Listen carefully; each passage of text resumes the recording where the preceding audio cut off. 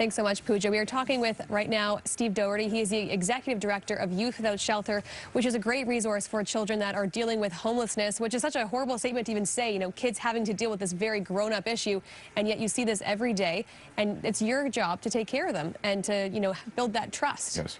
It's very difficult. I mean, you can imagine ourselves when we were 16 and 17 years old, how heavily we relied on our families and our caregivers and our relatives.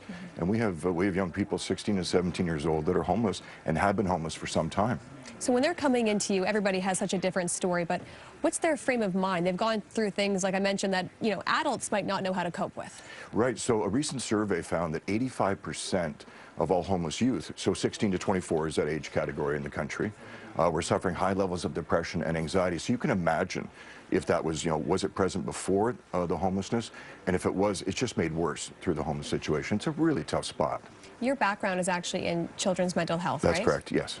In your experience, do you find that that is something that, was situational because they were put in these sometimes horrific situations? Or, what came first? Yeah, and it's always hard to tell because so many of their caregivers and parents also may have struggled with addiction issues or with mental health issues. So you've got all of that going on, and there's probably stress that's going on beforehand. One of the problems with the mental health piece is that after they do find housing, if they're successful, the mental health issues sometimes can take over and they come back into the homeless services. So that makes it very difficult. We need to address that part in the longer term. And you need to build trust, too, because if they don't ask for help, they might be self-medicating as well, which is an entirely different issue to get into.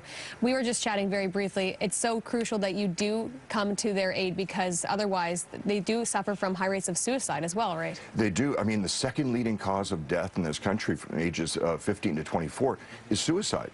If that was another health issue, we would have clinics on every corner. We would have all the resources put towards it.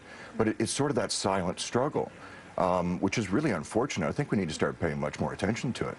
So how do you build that level of trust that is so crucial to, to getting them back on the right path and to success? Well, I'm lucky because I have a wonderful staff team, and their biggest thing is they build rapport. They build trust. We have case management services. We have housing services, employment, life skills, and it's all built around trust and building the resiliency so that when people do leave our care, that they're able to be successful in the longer term.